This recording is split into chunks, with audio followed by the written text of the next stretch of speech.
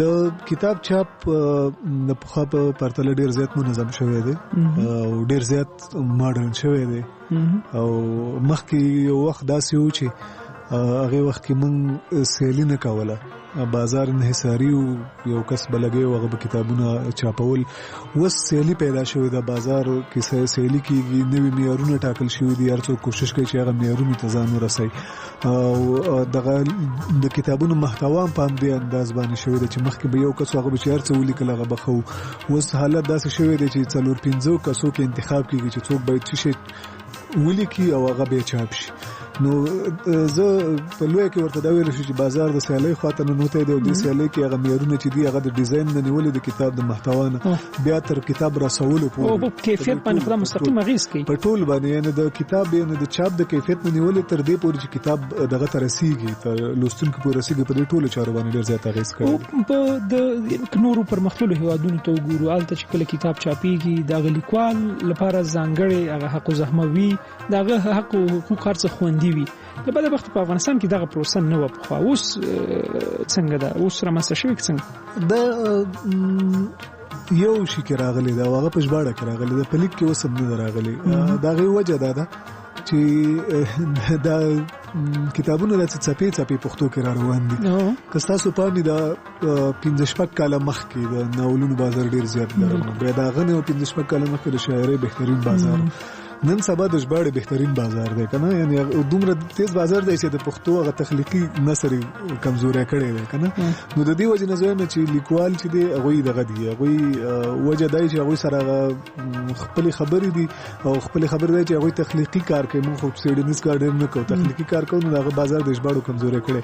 البته ژباړو کې داسې یو سیستم را شروع شوی دی له مرغزینو لګو ادارو دا شی شروع کړی دی چې څوک چې کتاب ژباړي نو هغه څومره چې پیدا ستړی شوی هغه خو نه پوره کیږي، البته هغه موږ څه د تور کول کیږي چې دا څه نه احساسوي چې دا کار په ما تاوان دی کنه.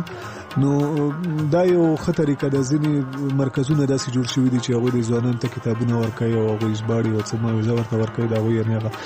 خو بیا هم زه وایم چې تر اوسه پورې حالت دومره نه رسیدلی چې موږ دی وایو چې دا کار د خلک د مادیاتو ته په کتو کې بلکې کار اوس د معنویاتو ته په کتو کې ځکه هغه کوم امتیاز چې ورکوي هیڅ ژباړن په دې تمنې چې ماته د امتیاز راکړي هغه یو جایزه غونډه وینم غونډه چې ژباړونکو ته راځي. نو تر اوسه پورې هم کار په احساس روان دی، په ورمان باندې روان دی او هغه د کومه په دې تلو چې د امتیازاتو په زور روان دی. نو لاس پورې هم خو اکثر وخت یو نیوک بیا دی چې خلک کوئی کتابونه نه اخلي او د هغه چې کتابونه چاپي یا په دغه برخه کار کوي دا وی یعنی اکثر وخت ګلای هم دی چې کتاب نه خرڅيږي او په موږ هم داسې بار وي. اوس مطالعه فرهنګ کمزور شوی په خو پرتله نه دا سې چې دا یو کس ویلو چې زه وړو کې مکنه نو بل ورته ویلو چې څومره وړو کې نو به د سره جواب نه وکنه. اصلا کوم وایو چې کتاب نه خرڅيږي نو څنګه نه خرڅيږي، یعنی د چا په پرتله نه خرڅيږي. په اروپا کې کتاب چاپ شي 1 ملیون خرڅ شي په جمعه کې، په هند کې کتاب چاپ شي په جمعه کې 100,000 خرڅ شي، دا غو په پرتله کم کتابونه خرڅيږي کنه په خپل ټولنه کې کم خرڅيږي. یعنی کوم هغه ټولنه سره موږ په هیڅ شي کې سیلونه شو کولای کتاب کې به څوک که زمون خبرندوی ټولنه دا وایي چې موږ په میش کې زر جلد کتاب وباسو یعنی خرڅ کو. فکر کوم چې دا دغه دا لګو دا ماډل زمونږ د بلې ټولنې نه د خپل ټولنې ته په کتو باندې پښتو کې زر کتاب چاپ کېدل. اوس داسې حالت راغلی او زر وانه به پراته اوس داسې حالت راغلی چې تقریبا په 2 کالو کې یو کتاب 10 ځله چاپ شو په پښتو کې ترجمه ده. د دې نه مخکې مثلا د شاعرۍ کتاب په 2 کالو کې دنه یو 10 ځله چاپ شو. اول ځل په پښتو کې کتاب زر ټوکر چاپ کیږي 15,000 ټوکر چاپ کیږي. اول ځل مثلا کتاب په پښتو کې تا ته کور ته در رسیږي چې ته کتاب وغواړي واخله. اول ځل دی چې په پښتو کې کتابونه دومره لري ځایونو ته رسیږي چې ته تصور هم نشي کولای چې هلته څوک کتاب ولولي. یعنی دا حالت داسې نه دی چې بيخي ارڅ پټه په ولر دی، ډیر زیات پرمختګ راغلی. خو یو زمونږ ارماني ایډیل حالت د جګړې ته موږ نه رسیږو، هغه د پرکار پکار دی. د کتابونو دا شیشته چې زمون کتابونه د حتی د ایران او د هند په کچه باندې نه خرڅېږي. خو که موږ د سواد کچې ته ګورو نو ښه ده. ځینې خپرندویي ټولنې دا اعتراف کوي، وایي چې د کتاب بازار د پخوا نه ډېر زیات وسخه شوی دی. مشکل څه دی؟ مشکل دا دی چې تر اوسه پورې یعنې اوس لږ څرک شوی راغلی، تر اوسه پورې موږ د کتاب سوداګري یا د کتاب کاروبار ته د کاروبار په سترګه نه کتل. موږ یو خیریه کار ګڼو. کله چې ته یو کار د خیریه کار وګڼي او دا وایي چې یاره زه د یو احساس د مخې نه لګیم، نو هغې کې ته د ګټې تمه مه کوه. که ته دا غواړې چې ستا کتاب کاروبار شي، نو هغې ته به ته د کاروباري افزار اماده کوې او د کاروباري لارو چارو باندې به ته کار کوې. بازار موندنه به کوې، پبلیسټي به کوې، کتاب به ځای ته رسې، نوي کتابونه به راوړي، د خلکو اړتیاوې به په نظر کې نیسي، هغه به پوره کړي.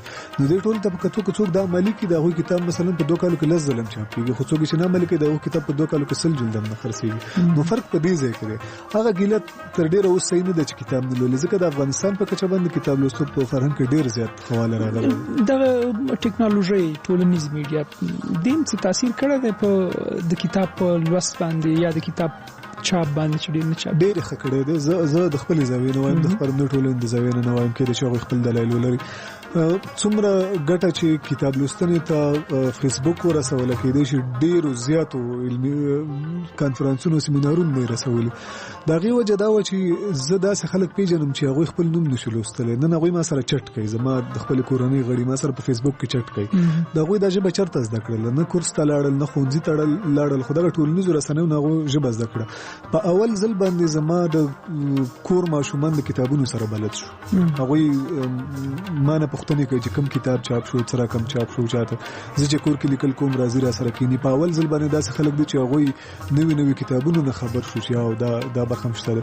ډېر زیات دغه اوس چې په یو دم باندې موږ چې د کتابونو بازار خوشو هغې وایي. بل دا دی چې ټولنیز رسنۍ د کتاب د بازار موندنې لپاره ټولو نه ارزانه او اسانه لار ده چې ډېرو خلکو د دې نه ګټه واخیستله او ډېر یې نه اخلي. او یو شی چې هغه جرم دی، سایبر کرایم کې راځي، هغه د هغې ته ښه والي او بدوالي باندې موږ فکر نشو کولی، ځکه جرم ټول ودي. هغه دا دی چې ځینې کتابونه بې اجازې PDF نشریږي او ځینې خلک دي چې هغوی دا کار کوي خم نه کوي، بلکې هغوی وایي چې بس موږ په زور کوو. هغه په کتاب باندې فکر کوم دومره زیات تاثیر نه کوي. هغه کم خلک چې چاپ کتاب ته لاسرسی لري هغوی PDF نه لولي، هغوی صاف نه لولي. البته په بهر کې چې کوم خلک اوسېږي د ډېر مجبوریت کېدای شي PDF ولولي. نو زه دغه اغېز مثبت یا د آنلاین کتاب رسونې یا د آنلاین سیستم د جوړونې په برخه کې لا ډېر کار نه دی شوی. دا به څومره ګټه وکړي چې چېرته داسې جوړ شي؟ ډېره زیاته ګټه به وکړي. زه خپله ما سره یو آیډیا دا شته دی چې موږ باید په دې باندې کار وکړو چې موږ کتاب څنګه آنلاین خرڅ کړو. یوازینی مشکل چې لرو هغه دا دی چې موږ برېښنایي حکومتولي زموږ ډېره زیاته کمزورې ده.